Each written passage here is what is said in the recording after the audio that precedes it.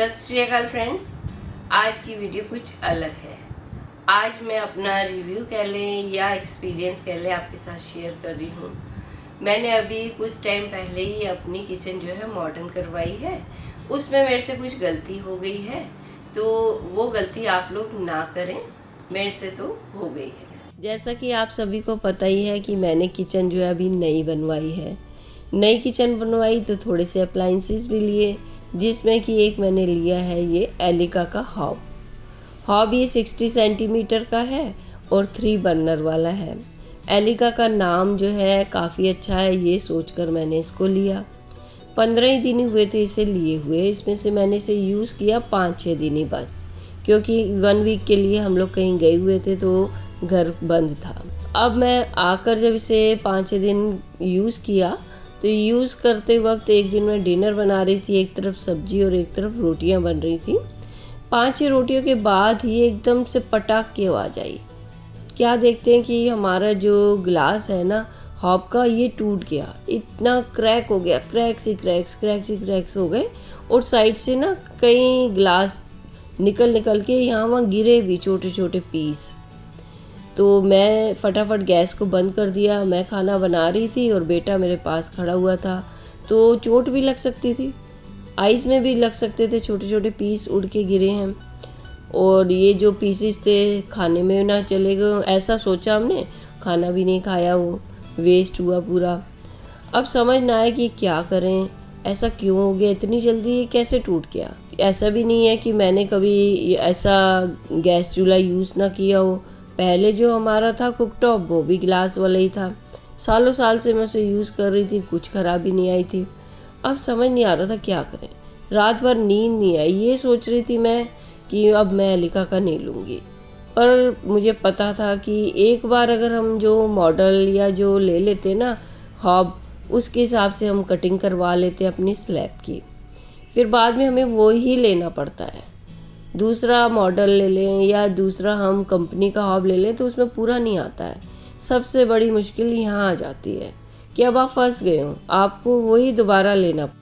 Next day morning हमने फिर service centre पर कंप्लेंट की। उन्होंने हमारी पूरी कंप्लेंट सुनी और कंप्लेंट नंबर दिया और बोला कि टेक्नीशियन आएगा, वो चेक कर जाएगा। उससे नेक्स्ट डे टेक्नीशियन आया, उसने इसकी फ़ोटो वगैरह खींच ली मॉडल नंबर की और उसने कहा कि ठीक है, हम ग्लास चेंज कर देंगे। तो मैंने उससे बोला कि पूरा ही हॉब चेंज करो, अभी तो थोड़े ही दिन हुए हैं। तो उसने कहा नहीं जी, पूरा हॉब चेंज नहीं होता है, खाली हम गिलास ही चेंज करते हैं। तो मैंने पूछा ये टूट कैसे गया, क्या ऐसे टूट जाते हैं? तो उसने कहा हाँ, कई बार हो जाता है। तो वो बिल्कुल भी हैरान नहीं था। तो उसके बाद हमने कहा कि अब कितना टाइम लगेगा? तो उसने कहा कि 6-7 दिन लग जाएंगे। अगर आप जिस शॉपकीपर से आपने ये परचेज़ किया है उसको बोलो वो भी कंप्लेंट करे, तो आप बार बार उनको रिमाइंड कराओ, तो शायद आपका 2-4 दिन में काम हो जाए। उसके बाद मैंने उससे कहा कि क्या भैया अब हम खाना कैसे बनाएंगे? तो उसने कहा कि अब आप इसी पर खाना बना लो, क्योंकि ये टूट तो चुका ही है, इससे ज़्यादा क्या टूटेगा, आप इसी पर खाना बना सकते हो। डर तो बहुत लग रहा था, फिर भी मैंने इस पे चाय वगैरह बनाई, एक आध दिन रोटियां बनाई। पर जैसे जैसे मैं इसको यूज़ कर रही थी ना, ये और टूटता जा रहा था, साइड से इसके टुकड़े निकलते जा रहे थे ग्लास के पीसेस, और ये अंदर की तरफ झुकने भी लग गया था ग्लास। तो मैंने इसको यूज़ नहीं किया। फिर हमने अपना इंडक्शन निकाला। हमने फिर उनको कंप्लेंट की कि अब इस पर तो बिल्कुल भी खाना नहीं बन सकता है, तो इंडक्शन भी एक ही चूल्हा होता है, उसमें दिक्कत हो रही है, तो आप थोड़ा जल्दी करा दो। तो उन्होंने कहा हमारा टेक्नीशियन आएगा, ये जो गिलास आपका टूट गया है ना, इसको हटा देगा, फिर आप आराम से खाना बना पाओगे। तो हमने कहा चलो ठीक है, हो सकता है ऐसा हो जाए। पर वहाँ से फिर कोई नहीं आया। हर 1-2 दिन में हम फ़ोन कर रहे थे, कंप्लेंट कर रहे थे, रिमाइंड करा रहे थे उनको। तो हर बार हमारी जो बात है ना एक अलग एग्जीक्यूटिव से होती थी, उसको फिर सारा केस समझाना, फिर वो कंप्लेंट नंबर लेता, फिर सर्विस सेंटर में वो बात करता, फिर वो हमें बताता कि 5-6 दिन आपके लग जाएंगे। तो इस तरह से 5-6 दिन हमने बहुत मुश्किल बिताया, क्योंकि इंडक्शन एक होता है और उस पर खाना बनाने में टाइम लग जाता है, तो वीडियो भी बनानी होती है। तो जैसे तैसे बिताए फिर 5-6 दिन के बाद फिर बात की, तो उन्होंने फिर यही कहा कि 5-6 दिन लग जाएंगे। तो हमारी इस बार थोड़ी सी झड़प भी हुई कि पहले भी आप 5-6 दिन बोल रहे थे, अब 5-6 दिन हमने बिताए तो फिर आप 5-6 दिन ही कह रहे हो। तो उन्होंने कहा कि आपका जो ग्लास आना है ना, ये आना है पुणे से, इसके जो पार्ट्स हैं वो पुणे में बनते हैं। तो दिल्ली जैसे शहर में भी इनके कोई भी पार्ट्स नहीं बनते हैं, तो ये बात हमें पता नहीं थी। वैसे हमें पता होनी चाहिए, जब भी हम लोग कुछ लेते हैं तो हमें ये पता करना चाहिए कि आखिर ये इसके पार्ट्स वगैरह कहाँ बनते हैं। तो इस तरह से टाइम जो है बीता।